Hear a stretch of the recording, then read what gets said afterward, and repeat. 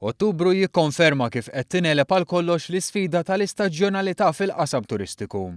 Bżieda ta' 9.8% fuq Ottubru tas-sena li għaddiet waslu Malta 219,000 turist li bejniethom nefqu kważi 190 miljun euro. Żieda ta' 4.1% fin-nefqa meta mqabbel mal-istess xahar tas-sena li għaddiet.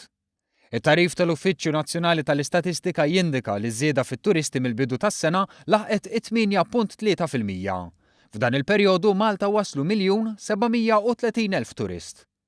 L-iljieli bejn Jannar u Ottubru qabżu 13,300,000, żieda ta' 4.9% fuq is-sena ta' qabel. B'kollox it-turisti nefqu 1,544 miljun euro, żieda ta' 3.3% fuq is-sena ta' qabel. Bħala medja kull turist jonfoq 893 euro.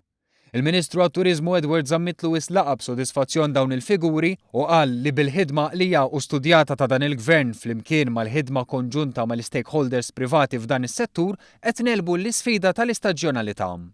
Żied jgħid li m'għadekx tisma' blukandi u stabbilimenti tal-ikel li jalqu jew inaqsu l-operat tagħhom fl-istaġun xitwi filwaqt li fisser kif ir-riżultati ta' Malta jispikkaw ukoll meta mqabbla ma' dawk ta' pajjiżi oħra fil-Mediterran.